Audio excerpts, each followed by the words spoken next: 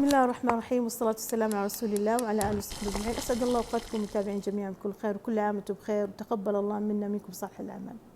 اليوم 18 من رمضان، سبحان الله مر الشهر بسرعة. اليوم سفرتنا حطينا أول شيء الخضار هذه في الفرن اللي هي بروكلي وزهرة، حطيتها في الفرن حتى تستوي. أكون سويت كم شغلة. عندنا هنا سلطة الشمندر، عندنا خس جرجير مغسل ومجفف، وأضفت له البصل جوانح، وأضفت البنجر أو الشمندر مسلوق ومقطع. بعدين أضفت جبنة فيتا، بعدين زينته بالحبات الرمان والجوز، وبكذا انتهت السلطة. بس باقي نسوي الصوص حقها زي ما انتم شايفين كذا. طبعا سفرة رمضان لابد من السلطات لأنها جدا مفيدة. هنا عندنا ليمون، أضفت شوية زعتر مجفف، بعدين أضفت نعناع، وعندنا هنا دبس الرمان، نعناع مجفف. صراحة يعطي النعناع نكهة جدا رائعة للسلطات. عندنا زيت زيتون، أضفت زيت الزيتون. بعد كذا أضفت خل أبيض، ما حبيت أضيف البلسمك لأن صراحة ما أحبه لأنه أحس إنه قوي حاد. وأضفنا الملح، وبكذا تكون صوص السلطة الشمندر جاهزة زي ما انتم شايفين كذا جاهزة. نجي الآن نسوي السمبوسة. طبعا هذه لحمة مفرومة، أضفت لها عندي خليط من بقدونس والكزبرة والبصل وحبتين ثوم مخلوط ومفرز عندي، أضفته للحمة، وأضفت لها البهارات اللي هي كزبرة ناشفة وكمون فلفل أسود وملح فقط، وأسويها على النار. بعد كذا أضفت لها بيض مسلوق، عندي بيض مسلوق. طبعا البيض المسلوق أضفت له قبل ما أضيف على اللحم، أضفت له الفلفل الأسود والملح، بعدين أضفته على اللحم زي ما انتم شايفين. معليش في رجة في التصوير، كنت ماسكة الجوال بيد واشتغل بيد. بعدين لفة السمبوسة، طبعا من أسهل ما يكون، لفة سهلة جدا. وعندي عشان تقفلي السمبوسة كويس، إذا كنت بتقلينها أو بتحطينها في الفرن، دقيق مع موية تقفل فيه فتحات السمبوسة من كل مكان حتى تيجي شكلها مرتب. هنا عندي حماصة من ساكو رائعة جدا لتحمير السمبوسة وسواها.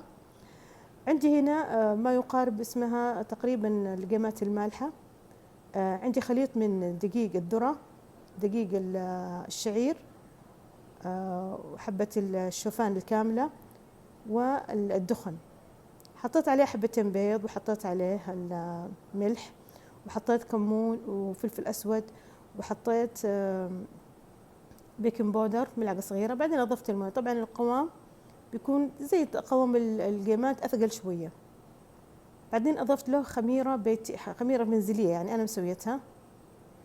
هذه هي الخميرة، أنا كنت مفرزتها بس ذوبتها شوية في الميكروويف. هذا قوامها. طبعا تركتها تتخمر، هي المفروض تكون أصغر من كذا شوية لكن مستعجلة بسرعة. طعمها رائع جدا. الآن نجي للشوربة. طبعا الشوربة عندنا البهارات الشوربة معروفة، كمون، كزبرة ناشفة، قرفة وقرنفل وشيبة، كلها مع بعض نحطها في صرة ونغسلها، وبعدين نحطها على الموية المغلية أو مرقة لحم حسب ما حبيته. نضيف مكعبين ماجي، ونضيف معجون الطماط، ونضيف الملح. هنا أضفنا معجون الطماط، أضفت لها شعرية تستوي مع نفسها حتى يعني أحس إنها استوت. بعدين أضفت الشوفان، عندي شوفان الحبة كاملة. طبعا شوفان الحبة الكاملة ياخذ موية كثير، يعني مو كثير مرة بس يعني ياخذ موية، مو زي الشوفان العادي الناعم. بعد ما أضفت الشوفان أضفت موية عليه زيادة، وخليته على مهله على نار هادية حتى ما تجانس مع بعض. وبكذا انتهينا من الشوربة.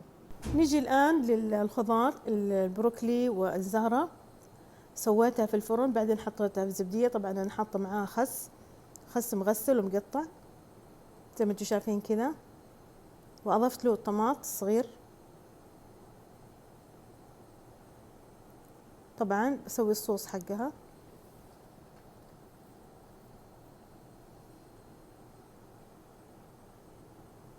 عندك حبتين ثوم مهروسة، وأضفنا لها ليمون، وأضفنا زيت زيتون،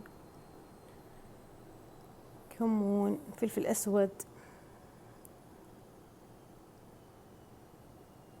نعناع مجفف. رائع جدا النعناع مجفف في السلطات.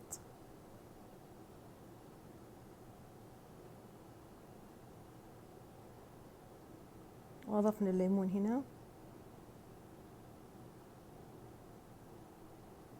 وتبلنا فيها السلطة. طبعا أضفت خل، زيت الزيتون، لا الخل كان في سلطة الشمندر معلش. خلاص كذا تبلناها وانتهينا من سلطة الخضار المشوية. نيجي الآن للفول. طبعا سوينا فول.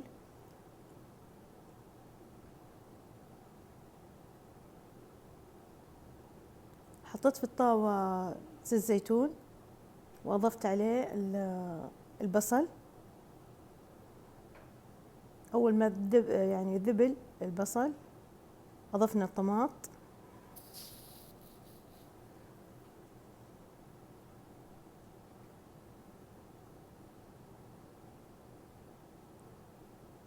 بعدين أضفنا البهارات اللي هي كزبرة ناشفة وكمون، فلفل أسود، ومكعب ماجي. بعدها أضفنا معجون طماط شوي، لأنه طلع الطماط يعني فاتح، حطينا معجون شوي، معجون طماط.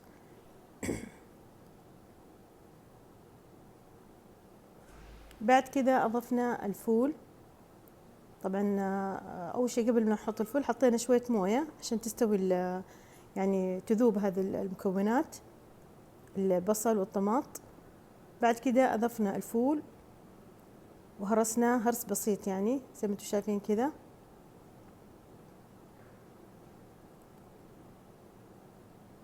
بعد ما استوى خلاص الفول وتجانس مع بعض، حبينا نبخره. طبعا حطينا قصير صغيرة في نفس الفول، وحطينا عليه قطعة الفحم. بعدين تغطيه على طول عشان ايش؟ تمسك الريحة في الفول. بعدين تحطيه في الصحن وتحطي عليه شوية بصل حسب الرغبة، لكن هو الأفضل يعني، مع زيت الزيتون. صراحة الطعم خيال، روعة زي ما انتم شايفين كذا. وإن شاء الله يا رب تعجبكم هذه الوصفات أو تستفيدوا منها، وأتمنى أنكم تدعموني بالاشتراك وباللايكات ونشر الفيديو. وكل عام وانتم بخير، وتقبل الله منا منكم صالح الأعمال، واستودعتكم الله الذي لا تضيع ودائعه.